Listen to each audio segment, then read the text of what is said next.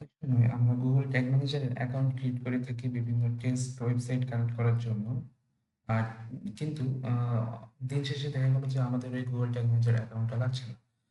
সেক্ষেত্রে আমরা চাইলে আমাদের গুগল ট্যাগ ম্যানেজার অ্যাকাউন্টটা ডিলিট করতে পারি। বাট আমরা অনেকেই এই ডিলিট করার অপশনটা খুঁজে পাই না। তো আমি আজকে আপনাদেরকে দেখাবো কিভাবে আপনি গুগল ট্যাগ ম্যানেজার অ্যাকাউন্টটা ডিলিট করতে পারেন। গুগল ট্যাগ ম্যানেজারের অ্যাকাউন্টটা ডিলিট করতে আপনাকে ১ম এ আপনার গুগল ট্যাগ ম্যানেজারের অ্যাকাউন্টের ভিতরে যেতে হবে। লাইক আপনি এখান থেকে সেটিং এ ক্লিক করেও যেতে পারেন বা অ্যাকাউন্টের ভিতরে প্রবেশ করেও যেতে পারেন।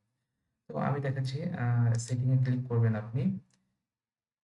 সেটিং এ ক্লিক করার পর আমাদের অ্যাডমিন সেকশনে আসবে। অ্যাডমিন সেকশন থেকে অ্যাকাউন্ট সেটিং এ ক্লিক করবেন।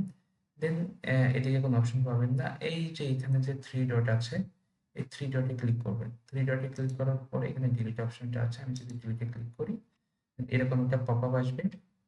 আপনি এখানে সিম্পলি ডিলিটে ক্লিক করবেন।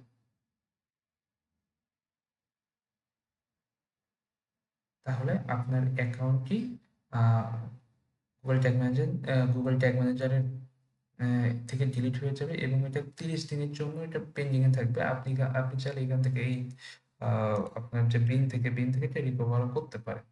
এখানে যদি আপনি ক্লিক করেন, ক্লিক করে অ্যাকাউন্ট রিস্টোর, তাহলে অ্যাকাউন্টটা রিস্টোর হতে পারে।